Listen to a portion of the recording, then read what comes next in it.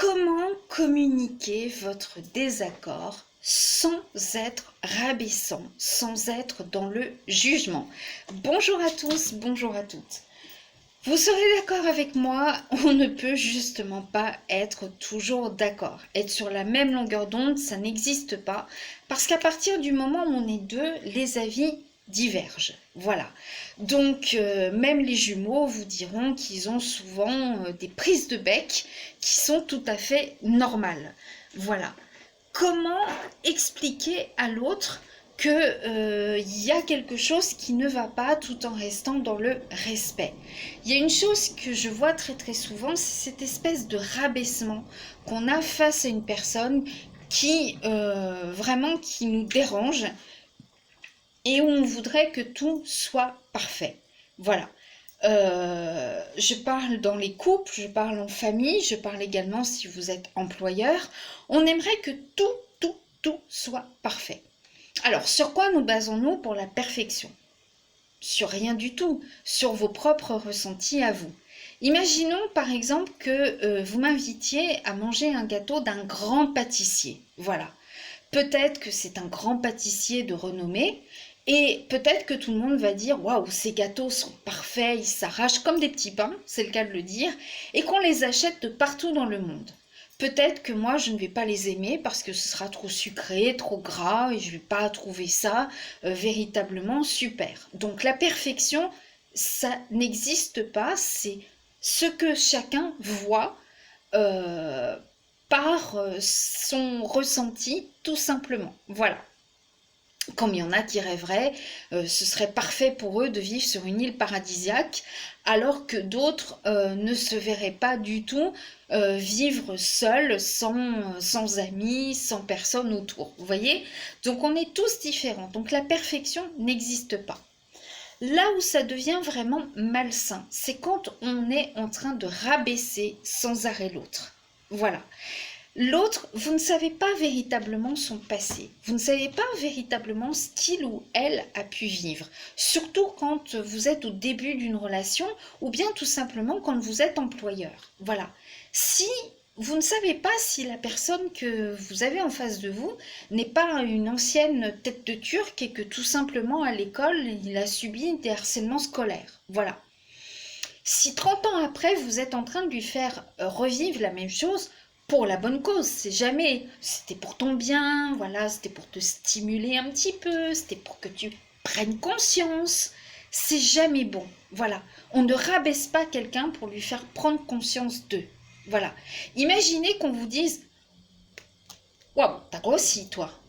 Vous pensez pas que la personne a pris conscience par rapport à ses vêtements, par rapport au miroir, par rapport à tout? Voilà. C'est rare que les personnes grossissent sans qu'elles s'en aperçoivent, hein. Franchement, voilà. Est-ce que vous avez besoin de remettre ça dans la tête de la personne?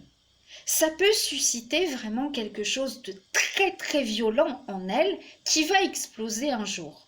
Donc soit ce rabaissement total va être par exemple une violence contre vous, hein, vous qui faites ces remarques, ces réflexions qui sont très désobligeantes, ou alors contre elle. Et c'est comme ça qu'on voit des gens qui sombrent dans la dépression, dans l'alcoolisme, dans des choses vraiment très extrêmes, et ça peut conduire malheureusement à l'autodestruction finale. Bon, puisque je suis un bon à rien, depuis ma naissance, on me répète que je suis bonne à rien.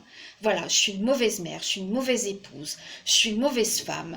Je fais rien de mal, mais c'est comme ça. Les gens pensent que voilà, mes parents n'ont pas aimé, à l'école on se foutait de moi, mon conjoint se fout de moi, mon fils me dénigre, je suis la sale rhum. Bah, tôt ou tard, qu'est-ce que vous avez envie de faire? Ouvrir la fenêtre et sauter. Voilà. Oui, mais ça partait d'un bon sentiment, je voulais juste la stimuler un petit peu. Mais non, non, non. Faites très, très attention. Par exemple, dans un couple, on veut parfois prendre le contrôle dans le foyer d'un petit peu tout parce que vous avez l'impression que l'autre ne fait pas à la hauteur de ce que vous souhaiteriez. Donc c'est par exemple le linge qui est mal trié, c'est la salade qui reste dans les dents de la fourchette, par exemple. Voilà. Chérie, écoute, J'aimerais bien que tu passes aspirateur ce soir parce que j'ai pas trop envie de passer aspirateur. Pendant ce temps-là, c'est moi qui trie le linge. Allez, je mets en route la machine. Tu peux faire ça? Merci. Vraiment, c'est gentil parce qu'aujourd'hui, c'est voilà, j'avais pas trop envie de passer l'aspirateur et puis il y a besoin. Hop, vous reprenez le contrôle du linge, vous vérifiez bien qu'il n'y ait pas de Kleenex dans les poches, vous vérifiez bien que le blanc est avec le blanc, la couleur est avec la couleur, vous mettez la dose de lessive que vous voulez, la dose d'assouplissant que vous voulez, c'est parfait. Chérie, allez, ce soir on inverse les rôles. C'est toi qui essuie, c'est moi qui lave. Allez, on fait ça? Hop, et vous nettoyez la vaisselle comme vous le souhaitez, avec aucune trace sur les verres, aucune trace sur les fourchettes, tout sera nickel chrome cobalt. Voilà. Moi, j'ai vécu ça en tant qu'enfant. Voilà, une fois j'avais fait la vaisselle à ma maman. Et ma maman n'a rien trouvé de mieux que de me foutre une tarte dans la figure parce que j'avais laissé trop tourner le chauffe-eau. Hein, j'avais peut-être 8 ans, donc déjà c'était gentil de ma part de faire la vaisselle à ma mère. T'as trop fait le chauffe-eau, je me suis peut-être un peu rebichée. Et ben croyez-moi que si aujourd'hui je suis pas très amoureuse du ménage et de la vaisselle, c'est parce que je m'en suis pris plein la gueule. J'ai pas à me justifier, mais voilà. Au bout d'un moment, vous vous dites, puisque je fais tout mal, et ben ok, je suis plus rien. Alors je dis pas que je fais pas la vaisselle, hein. Si, je la fais, mais c'est resté en ma mémoire. Vous voyez ce que je veux dire? Voilà. Ça me rappelle un Noël. Par exemple, un gentil petit garçon hyper serviable, à peu près du même âge, 7-8 ans, commence à faire la vaisselle le soir de Noël à ses grands-parents. Voilà. La seule chose que les grands-parents ont su voir, c'est que ils faisaient n'importe quoi avec les cartons des cadeaux. Hein, il montait dans les cartons, brum brum brum brum brum, voilà, parce que c'est un garçon, c'est pas non plus monsieur propre. C'est la seule chose qu'ils ont su voir. Voilà. Donc, c'est énervant quand vous êtes sans cesse rabaissé comme ça pendant des années, des années, des années, des années, des années. Voilà. Quand on est en couple, on a envie de donner et de recevoir de l'amour. Pas donner et de recevoir de la merde en échange. Vous voyez ce que je veux dire? Des coups durs, des rabaissements. Voilà. Fais un effort, écoute. Regarde, t'es sapé comme un as de pique. Tu peux pas faire un effort, non? Chérie, tu crois que cette tenue est appropriée à la soirée où nous allons? Enfin, je sais pas, si tu te sens bien dedans, tu te sens bien dedans, mais enfin, je pense que les autres vont avoir un autre style vestimentaire, tu vois. Enfin, c'est comme tu veux, hein. Si tu te sens bien dans ces chaussures-là, tu les gardes, mais voilà, jeans, basket troué alors qu'on va au théâtre avec des amis, ça va peut-être. Enfin, fais comme tu veux, hein, mais voilà. Euh, voyez la différence? Voilà. Ouais, non, t'as raison, on va au théâtre quand même. Bon, voilà. Donc ça marche aussi quand vous êtes un employeur. Hein, voilà. C'est bien de recadrer. Dites-moi, monsieur Durand, ça fait plusieurs fois cette semaine que vous avez arrivé en retard. Il y a un petit problème chez vous? Parce que là, vous voyez, il est 9h15. Hier, vous êtes arrivé à 9h30. Nous commençons à 9h. C'est pas possible. Voilà, vous avez un problème, vous voulez qu'on en parle? Voilà. Bon, écoutez, monsieur Durand, 9h15. Là, ça suffit parce que demain, hein, ça fait plus d'une semaine que vous arrivez en retard tous les jours. Si demain vous arrivez en retard, moi je vous mets un blâme. Hein, voilà. Je sais pas, je veux pas savoir pourquoi vous arrivez en retard tous les jours. Nous, c'est 9h, c'est 9h. C'est pas 9h15, c'est pas 9h30. Donc faites attention. Demain, c'est le blâme. Tout de suite, vouloir prendre le pouvoir, le contrôle de tout, c'est très... voilà. Hein, il peut avoir des graves problèmes. Et puis moi, si on me parle comme ça au boulot, bah, c'est pas à 9h15 que je vais arriver, c'est à 9h30. Hein, parce que me faire enguirlander tout le temps, c'est non. Voilà. Vous imaginez un peu la... Voilà, ça arrive aussi chez les enfants. Nous, quand on est parents, on voudrait avoir le meilleur des enfants.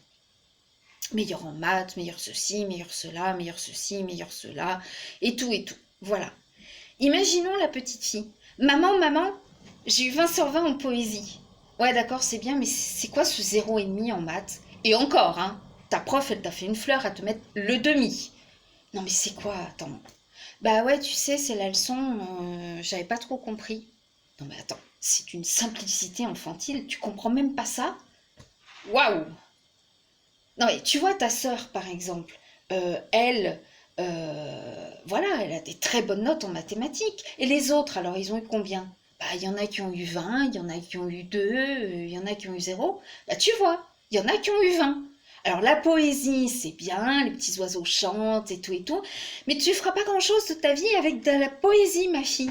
Donc révise tes maths. Allez, file! Vous voyez un peu la violence du truc? Vous êtes en train de soulever que finalement, là où elle a des bonnes notes, ça ne lui servira à rien dans la vie, alors que la poésie, c'est la musique des mots, ça apprend à apprendre par cœur aussi quelque chose, à réciter par cœur, donc à apprendre, ça développe la mémoire, ça développe beaucoup de choses, ça développe une certaine logique.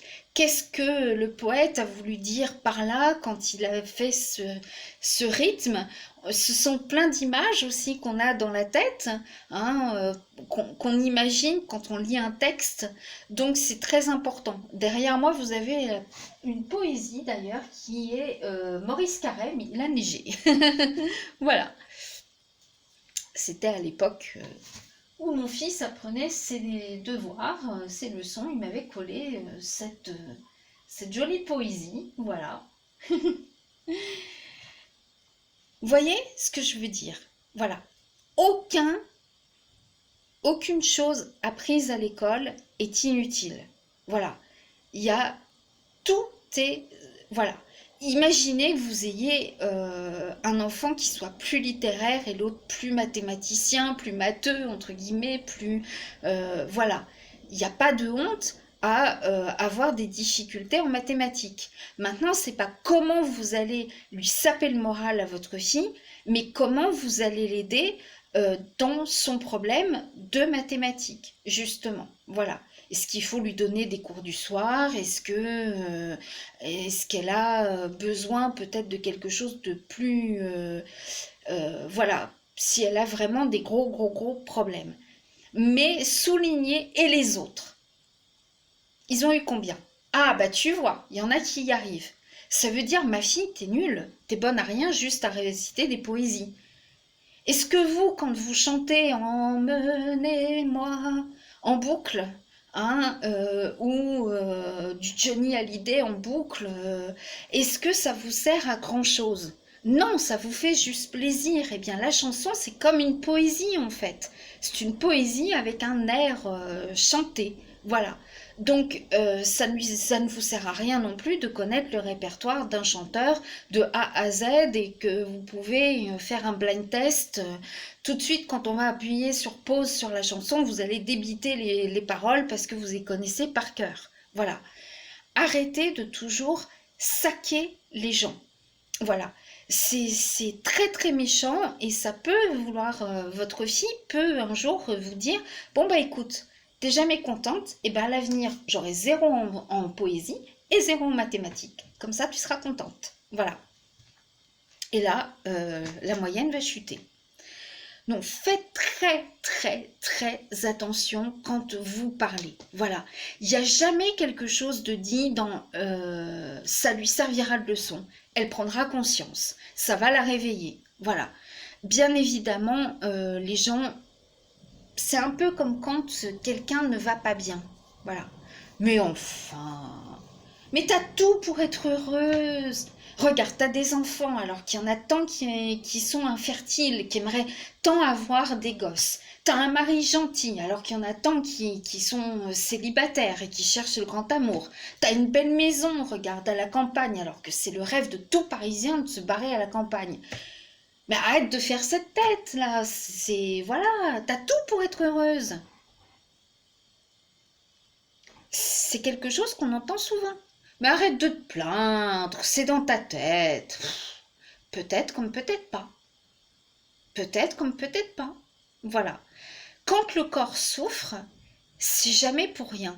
Voilà. Et si même encore c'est dans la tête que parce qu'il n'y a pas de pathologies qui sont sur le papier, parce qu'on aime bien, mettre des noms, hein, voilà. On aime bien mettre des noms sur les maladies, quelque part c'est rassurant d'avoir un nom, hein, voilà. Donc, bon, hein, voilà. Avant, on disait c'est la vieillesse, Pépé perd un peu la tête. Maintenant, après, c'est passé à il est sénile. Maintenant, il a l'Alzheimer. Hein, voilà. Avant, on disait oh, nos enfants, ils sont épanouis, regarde-les, ils montent aux arbres, ils courent partout. Il est hyperactif. Hein. Il a un TDA, MDR. Non, mais voyez ce que je veux dire c'est vraiment, il faut arrêter de toujours tout mettre dans des cases et tout. Et une personne qui souffre, elle souffre entièrement dans son corps, dans sa tête, etc. Et il faut savoir pourquoi elle souffre. Et le tout, c'est pas dire, t'as consulté? Est-ce que t'as fait un scanner, un bilan, nanana? Le médecin, il dit rien? Bon, alors arrête de te plaindre, t'as rien. C'est jamais agréable d'avoir mal à quelque part et c'est jamais agréable qu'on nous envoie péter parce que y a rien qui est visible, d'accord? Voilà. Donc calmons-nous par rapport à ça. Arrêtez d'être sans arrêt dans cette malveillance qui fait que parfois vous allez vraiment mettre les gens très très très mal à l'aise. Voilà. Au début d'un couple, on regarde l'autre avec un prisme déformant. Tous les petits défauts, on fait fi, on le regarde avec les yeux en cœur, les étoiles sont partout, on entend les cloches, on voit les petits anges, c'est magnifique. Et puis un jour, le feu de la passion retombe. Et puis vous ne voyez plus que les défauts. Punaise, c'est à cette heure-ci que t'arrives. Encore en retard, mais c'est pas vrai. Sauf que vous vous rappelez pas que les tout premiers rencarts, il arrivait toujours en retard. Vous vous souvenez pas? Voilà. Pourquoi le lui faire remarquer aujourd'hui, au bout de 5 ans, par exemple? C'est au début. Écoute, j'ai remarqué que tu me donnes rendez-vous souvent vers midi, tu arrives à 13h15, donc peut-être qu'on devrait se voir plutôt vers 13h15, qu'est-ce que t'en dis? Parce que tu vois, je pense que tu as des impératifs, moi aussi, là ça fait 1h15 que je t'attends, bon, tu vois, la prochaine fois, soit on vient tous les deux à 13h15, ou alors moi ce que je te propose, c'est que je t'attende 20 minutes, pas plus. Si t'es là, c'est super, si t'es pas là, je repars, on fait comme ça. Si le mec ou la nana est red dingue amoureux de vous, il va venir à l'heure, voilà. Par contre, si vous le recevez toujours avec la soupe à la grimace, non mais quel manque de respect, toujours late. Parce que quand on est en colère, on parle souvent en anglais. Toujours late, hein, voilà. T'as pas de watch ou quoi? Mais j'ai bipé ton phone, enfin, je sais pas moi. Voilà, parce que moi, ras-le-bol, hein. Bah, ça donne pas envie de venir, hein, voilà. Donc, essayez d'amener les choses correctement. Voilà. Quelle que soit votre relation, que vous soyez employeur, que vous soyez parent, que vous soyez tout simplement en couple, faites très attention à comment vous présentez les choses, que ce ne soit pas systématiquement dans le reproche. Soyez quelqu'un qui va être enveloppant, quelqu'un qui va être plein d'amour, qui va trouver la solution pour sauver quelque chose qui ne va pas. Hein. Quand ça ne va pas dans le couple, on n'a qu'une seule envie, c'est qu'il soit vraiment sauvé. Hein. Il n'y a pas, voilà, il n'y a pas de mauvaise issue. Hein. Mais parfois, quand on est vraiment face à des personnes toxiques, eh bien, c'est ce que je disais l'autre jour, il faut savoir les repérer tout de suite et s'en défaire le plus rapidement possible avant que ce soit le jeu malsain. Je te reproche, tu me reproches. C'est à qui on foutra le plus. C'est un peu comme des coups, vous savez. Qui mettra KO l'autre? Tu me donnes un coup, je te donne un coup. Plus fort, encore plus fort, encore plus fort. Et après, c'est le chaos psychologique. Et ça peut entraîner malheureusement des dommages irréversibles parce que la personne peut tomber dans la dépression et avoir des pulsions suicidaires. Voilà. Donc faites très attention. C'est vrai que des fois un petit reproche comme ça nous échappe parce que ça veut dire aussi qu'on n'est pas soumis à l'autre. C'est pas, je vous demande pas d'être si je dis ça, qu'est-ce qui va se passer? Si je fais ça, qu'est-ce qui va se passer? Voilà, non. La spontanéité, c'est bien. Mais apprendre à être dans le langage, dans la manière de parler tout à fait douce et bienveillante, ça aussi, ça s'apprend dans le quotidien. Pas seulement qu'en couple ou face à vos employés. Hein, voilà, ou face à vos collègues ou autres, ça s'apprend pour toujours. Et vous allez voir que vos rapports avec les autres seront beaucoup plus harmonieux et les autres vous en apprécieront et vous en respecteront encore plus. Voilà, je vous souhaite une bonne fin de journée et passez un bon week-end. Ciao ciao